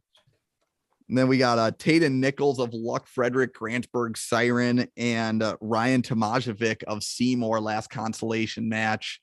Nichols won 7-4 at state, and again, looking more in depth at the match, it made me feel comfortable to pick Nichols in a rematch. Yeah, I like Tomajevic. Just the junior, going to be back next year, but same thing. I went with Nichols. Okay, and then going on the championship side here. We got Grayson Clark versus Aiden Hart of Winneconne. It's Grayson Clark, Steve. We're talking his only loss this year was to Coy Biskins of New Prague, who Biskins is ranked, I think, like top 10 in the nation at the weight class. And we'll talk more about Clark's wins. I'm sure we'll be talking about him 2 more times. We got Tom Clark on. Tom, how's Grayson's off season going? I'm sure they're listening right now, but I mean, while we have the Clarks on, might as well get a few more off-season credentials from them. Yeah, maybe we could get a vote for him on this one. Who he thinks should win, Clark or Hart? Tom, go ahead, put your vote in. I'm really trying to hold back on this one because I'm saving all of my rationale for what is going to be, in my opinion, one of the best finals, hypothetical finals that we have coming up, in a few weeks. So I'm really holding back, but I'm going to vote for Clark. I like it. Making Tom stick in for the long haul. That's right. All right. Next one up, we got Evan Wolf of West Salem Bangor versus Talon Schutte of Germantown. Couple of runner-ups here, Steve. And what was your analysis on this one? For this one, I got here's my rationale. I got Schutte moving on.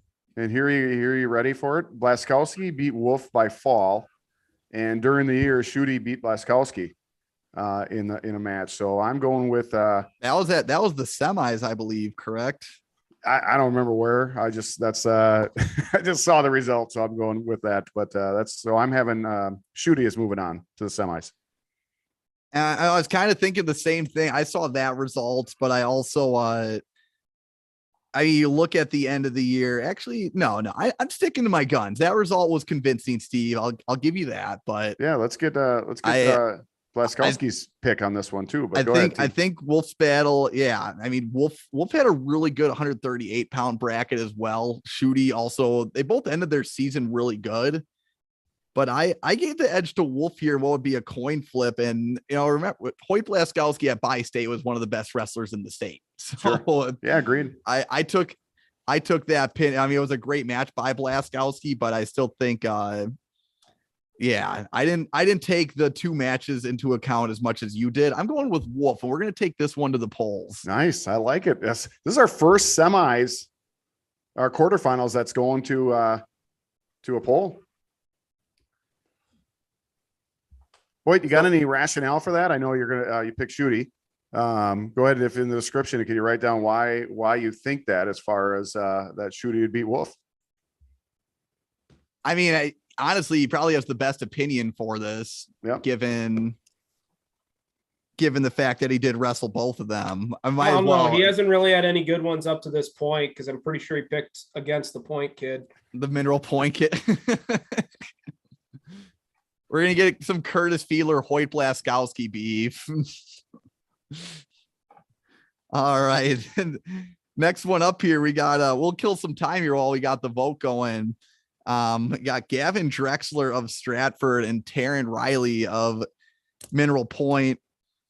I mean, Drexler wins 11-1 at state. We have a lot of good things to say about Drexler. Riley, that was his second appearance in the state finals. What year is he, Curtis? A junior? Yep, he was a junior this year, so he'll be back next year for us. Just to get the result out of the way real quick, I did take Drexler in this hypothetical exercise. I did too. I like it. I really like Terry, to get to see him at the TKO. Nice kid, nice team. That's my comment. I really like him. I think the more time that Curtis Fiedler, and Curtis, I'd say this if I wasn't looking at you, but and actually I did say this before he came on. I don't know if you talked about it, but I think Curtis does a really good job scouting teams, and after you wrestle them the first time, how to close that gap and then even overcome that gap. But I just think Gavin Drexler, like I said, I'm just pumped for this finals that's going to happen in a few weeks with Drexler and Clark. Hypothetical. See, you had me confused, because when you were talking about that hypothetical, I thought you were talking Riley and Clark. But listen, first off, I want to know, how the heck did Gavin make 138 pounds? That guy was he was a monster. He's one of the biggest 138 pounders I've ever seen. He was huge. Look, all kidding aside, we saw what happened in the state finals this year, and again, I was just proud that Taryn fought, as we know Taryn likes to fight in any match he's in. So, again, it's one of those things where you just tip your cap and wish nothing but Drexler the best. I'm excited to see what he does in college, because I think he's going to be underrated, man.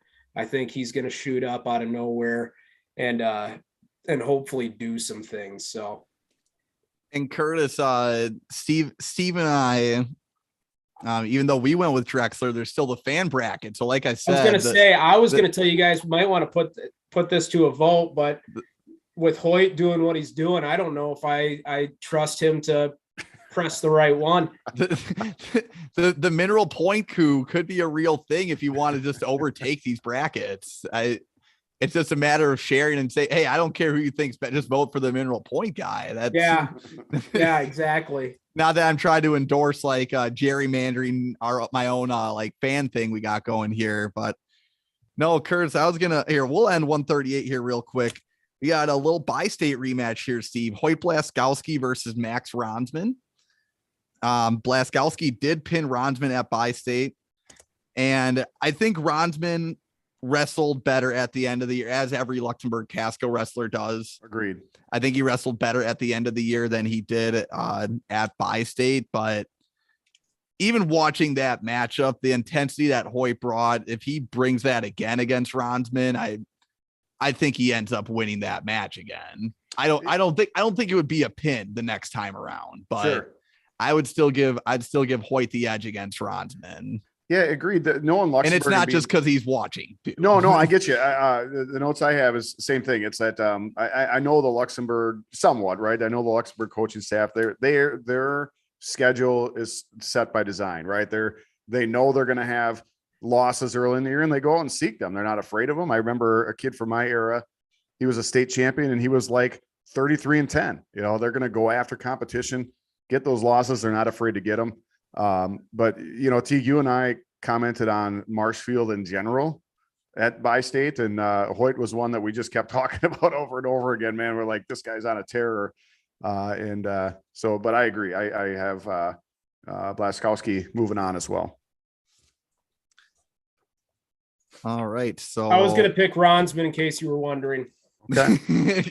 Right. Mark it down. Write that down in the comments, Curtis. Okay, gonna screen share real quick. 138 pounds. We got Max Ronsman versus Tristan Stelt of Fenimore. We got Taryn Riley Mineral Point versus Tyler Yan of Holman. Stone Pomeroy of Random Lake versus Evan Wolf of West Salem Bangor. Taden Nichols of Luck Frederick Grantsburg Siren versus Aiden Hart of Winneconne. Then on the semi side, Grayson Clark of Kakana versus Talon Schutte of Germantown. That's the finals rematch there from 138. And then Gavin Drexler of Stratford versus Hoyt Blaskowski of Marshfield, which if they wanted to wrestle each other, they're probably 10 minutes away, to be honest. That's true, right? Tell them to go do that, and then that'll help settle it for next week. Hey, guys, can you wrestle for this hypothetical tournament? Yeah. Catching up on comments here real quick before we jump into 145. Tom did say Grayson's dealing with an injury right now, coming back for junior duels. It's good to hear. Hopefully he's healthy. And then Hoyt, said he gave the edge to Schutte, which I ended up taking. Schutte's winning by a pretty sizable, 7 votes.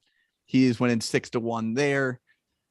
But Hoyt did say Schutte had a great game plan against them. Props to him for that. Wolf is a great wrestler, but he'd still take Schutte. I would take Hoyt's opinion over ours, guys. I'm just going to be real with you. He's there. Literally stepped on the mat with them. Curtis, are you I don't think there's a mineral point person in this, but are you sticking around for 145? I'll let you guys do your thing. I don't want to take up more of your time at all. I just wanted to pop on and give you guys love. You guys are knocking it out of the park, so it's just fun listening to you guys, and I love coming on and tell Blaskowski that it's nothing but love his way as well, and I hope you guys enjoy the rest of the night. And again, thanks for letting me on. Lord knows I'm still going to be poking at you boys on Twitter. That's plenty of rounds left, man. That's what we're here for. Yeah. The only thing I can't wait for is when you guys pick Hanson to beat Gish up at 170. So that'll be exciting to watch. But other than that, guys, I hope you guys have a blast of a night. All right. We'll see you, Curtis. Thank you for hopping on, sir. Yeah, take care, boys. All right, 145 pounds. Last one here, Steve. And I'm just going to say this. There's no right way to go about 145 pounds. Yep. Agreed. I mean, you look at this, there's 10 to 12 guys I think that could win this tournament on any given day. I just think, depending on who comes in, having the best day, that's just how this one's going to be. But starting off here, we got Royce Nilo of Milton and Tate Flaggy of Aquinas. Flaggy, good wrestler, but you look at Nilo and the matches that he had against Cody Gable of McGuanago. I forgot the other losses that he had on the year, but Nilo's resume, it's kind of a cut above Flaggy's. And if they actually wrestle a match, I think it's a close match, but I still just based on results, I'd give the edge to Nilo. Yeah, Nilo 4 losses against Gable, which all of them were close and intense. I agree. I have Nilo circled, and no real rationale other than resume. So we got Nilo moving on there. Next one up here, Parker Cradaville of Holman versus Griffin Marco, St. Croix Falls. No disrespect to Marco, but I didn't really need to go on to the resumes for this one. I mean, Marco ended up finishing that would be 5th in a Division 3 at 145. Cradaville finished 4th in that stacked D1 145 bracket. And also taking into fact it's a senior versus a freshman too, and just knowing Cradaville's style of wrestling, that'd be a tall task for Marco to keep up with. Absolutely. And I'd give the edge to Cradaville. Yeah, agreed. Cradaville just impressed me watching him. Team stays were really I was impressed by him, just his team leadership and being a leader of that team. Also, Hoyt did say, I'll save you some time. Drexler's got me. Hey, Hoyt, I appreciate that. That's real honest feedback, and I like it. If you take, I know this might be a long message for you to write in, but here's my question for you, bud. Obviously, Gavin's just a beast, right? If, there's the whole 1980 Russia or American United States beating Russia, right? And the coach says, if we played 10 times, they beat us 9, but not tonight, right? What's your not tonight game plan for Gavin Drexler? Meaning you guys, hey, you're going to go out there and you got to take down a beast, right? You got to take him down and you're going to wrestle the perfect match, the perfect game plan, and you're going to beat Gavin Drexler. What's the game plan to go ahead and do that? Go ahead. And if you want to do, if not, just, whatever, tell me I'm crazy and don't write anything. But yeah, what put some comments in there. What would you do? What would be your perfect game plan for him? Love it. We got we'll keep going here while we see if we can get a response from Hoyt on this one. We got Luke Kramer, Prairie du Chien versus Tanner Halapka, Abbotsford, Colby. Let's see. This one, the main result, Mason Ty Lee. They both wrestled Ty Lee twice. Halapka pinned him twice. Kramer beat him by decision twice. And I know that could be 2 different styles of wrestling, Steve. But, you got 2 pins and 2 decisions. I think that does show a little bit of a difference. You don't need to look into context as much. I'd give the edge to Halapka here. Agreed. Yep. I got him down as well. Also, Tanner Halapka, the only person who we post on top of the podium. Yep. Okay, last consolation. We got Tyler Sunday, Clear Lake versus Brett Scoug, Brookfield East. I'll give credit to Mr. Sunday. He had for finishing what was it, 4th? Yeah, for finishing 4th. I didn't pay attention to him a lot this year, Steve, and he had a good year after I looked at his resume. But you look at what Scoug did. Who's the guy that he beat? He beat Stoffel, which was a huge win, huge mark for him. And I just say he had a better year overall. He held in tough with some really good competition too, even in his losses. I think he had a 3-point loss to Ward. I gave it to Scoug. Yeah, agreed. And that win that over Stoffel was what put me over the top with it. Okay, then moving to the other side here, championship side. We got Carson Casper versus Nick Alexander of Wrightstown. Steve, talk about local people, maybe serving some advantage in the fan voting, but Tate Flaggy beat Nick Alexander in the fan voting at 145. Also, Tyler Yano over Evan Wolf in the fan voting at 138. That was another thing I forgot to bring up, but yeah, I think the local crowd there is definitely doing the poll, definitely helping out in the polls. But sure, we got Carson. Oh, another thing with the voting, Carson Casper beat Royce Nilo by 4. Wow. We were talking about that being one of the best 116 matchups, and I think that right there proves it a little bit. And I think that, yeah, that would be a great first round or 116 matchup. Okay, Casper versus Alexander. I don't know. Alexander, like I said, on a really good tournament day, he could win this one. But I think you look at the year overall, Casper was consistent. I think a couple of his losses were a little bit better, if that makes any sense. And then for me, I just always see that win versus Erickson at the end of the year. I think this would be a good match, but I think ultimately I'd give the edge to Casper. I think he could maybe blow it open, quote unquote, by like 3 or 4. Sure. I think that there's a opportunity for a hypothetical number 1 seed to go down. It could be in this one. I said I had Alexander beat Vandehei. And Vandehei beat Casper. There's a lot up in that area. If you look at the results, there's a lot of this guy beat this guy who beat this guy. It's back and forth. But ultimately, in the end, I apologize, Matt. I got to go with the 2-time state champ in Casper. All right, next one up here. Cody Gable versus Cale Erickson.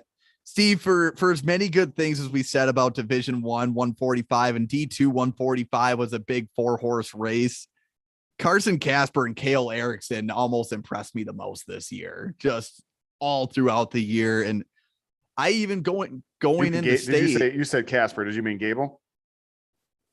I'm just saying like in general, like D1 and D2 were very impressive, but yes, after looking at stuff, Carson Casper and Cale Erickson just really, really impressed me. Oh, gotcha. And Cody, I'm just talking about giving some love to the D3 fellas there. And Cody Gable, also a great year as well. I mean, picked up 4 wins over Royce Nilo. The path that he had to take to even get to the state finals was crazy. But Cale Erickson, I mean, aside from Casper in the finals, it seemed like he was on another level this year. Mm-hmm. Yeah, we talked about him. We talked about him a lot. Yep. I think what would be another really good match if they wrestled 10 times, it probably goes to each of them 5. I'd give the edge to Erickson. Yeah, I am. I have both guys circled, so that means as I was doing my research, I circled one, then I circled the other, and I really, I could go either way, but I'm going to go with you on this one, Teague. You convinced me on it. I was going to listen to your rationale and kind of almost just go with what you said. I know it's kind of a cop out, but I'm going to go with Erickson then as well. I'm excited to see how the polls shake out for that one. That's going to be an interesting one for sure. Tegan, we got two matches to go. Oh, go ahead. Go ahead. What'd you got? Oh, I was just going to say, I think Gable did have a tougher schedule, but I mean, Erickson, man, that's a tough go. Right. What were you going to say? I was just saying we got 2 matches left. If you want to get us caught up, I like Hoyt's response as far as how what would you do with Gavin? And then you got the verbatins talking about Casper and Alexander and going at it. Yeah, if anyone has opinions on Erickson versus Gable, I mean, they're probably both AWA guys, but just I don't know if they'd go to the same place. But I mean, I'd love to hear thoughts on that if anyone does have an opinion on it. Or as I'm trying to look at Gable's resume again here, I mean, just man, I would just love to see that matchup between these two. All right. Next up here.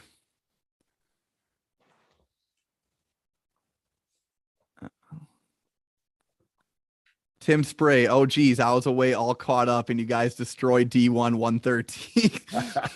Hey, well, nice. To be fair, Tim, 113 pounds. There was, I think 2 of the matches were D1 versus D1. So that didn't help the cause here, but I think we're going to see plenty of good action on the Consolation side. But maybe you wanted Bast over Spray. I don't know. That's the. Sorry, Tim. I was just messing. But hey, as we're talking, here's what Hoyt said. He said, as far as wrestling Gavin, what do you do in a perfect match? Don't get taken down first period and get out without getting turned. Stay in very low stance so he cannot do his low single and try to overwhelm him with hooks. And if that doesn't work, just go and toss him. All right. Next one up, we have Jacob Ward versus Nathan Van. Oh, we have a Ward on. Okay. Oh, no kidding. So I feel Cody would keep it close until the third, then use that gas tank and score some points. That's true. Gable, He's got a gas tank. Yeah, it seemed like he almost didn't get tired. I mean, he was tired in that final, but both guys were pretty done near the end of that. That was a crazy scene. Like, you could tell they were both tired at the end of that finals match, and they still kept going. Erickson wins an ultimate tiebreaker by ride out. I think that might be the best assessment there. But next up here, we got Jacob Ward versus Nathan Vandehei. Steve, you're right. Results just kind of are circular here.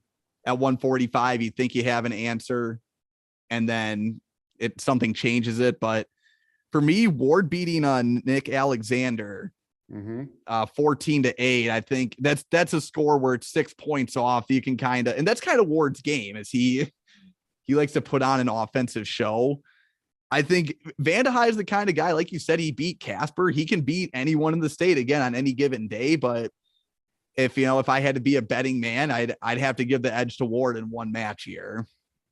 Yeah, last year when we started making picks, I jumped on the Ward train, and I just started picking him, and he he just keeps winning, right? And I'm going to go with him as well. I have this rationale. Both have beat Alexander twice, but Ward has not lost to Alexander, where Vandehei has lost to Alexander. So obviously they've wrestled more times. Who knows what happens if they wrestle 4, but that's my rationale. And I'm having Ward move on to the semifinals. All right. And last one here, Brett Bach of Rapids versus Caleb Menier of Winneconne. Man, I would love to see this matchup. From a source that I asked about this potential matchup, I just got to say, Brett Bach, one of my favorite people to watch wrestle, especially a dude that loves Greco. Just really fun to watch, and he's so good at controlling that style too, and trying to make that his match. I think Caleb Menier probably has the style that would maybe cancel out Brett Bach's style here. Just the dude stays in a really good position, but he also is able to take advantage of not great position as well. I think it'd be hard for Bach to take advantage of poor positioning from Menier. AKA, you just wouldn't really see it. Resume, well, I didn't put any matches down on this one. I'm thinking of what I both saw on them, whether it be from video or seeing them in person. And again, I think Bach would give him all he could handle, but I think Menier ends up holding him off. Yeah, I'm afraid to say this out loud because Brett Bach is a scary dude, right? I mean, he just goes after it. This would be a great match to have, but Menier is just, I reached out too. I was kind of asking different people, and I just came down to this. Menier, a lot of his matches he kind of keeps them close, right? He's ready for those battles, and he just finds a way to win. So I have him moving on to the semis as well. All right. So let's, we're going to look at brackets here, folks, and we'll hop back onto our screen. Man, oh man, 145 pounds. So here's what we have for the round of 12 for consolation. We got Brett Bach versus Royce Nilo, state rematch there. We got Nathan Vandehei versus Parker Cradaville. We got Tanner Halopka versus Cody Gable, and Brett Skaug versus Nick Alexander. That's crazy. And then in our 145-pound semis, Carson Casper versus Cale Erickson. Steve, this would be round 3 for them. The prior 2 rounds being the state finals.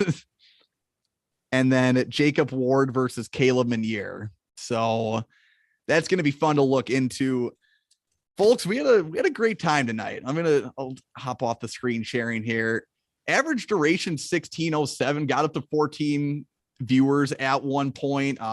Thanks everyone for sticking out. We're having a good time. Thanks people. We're getting more people in the comments as well. And this is slowly but surely turning into what we want it to become. So thank you. If you have any recommendations on this, I mean, I know we went long tonight. Again, this is our first time running through something like this. So if there's things you think we can cut off or add, like just let us know. But we're having fun with this. We hope you are too.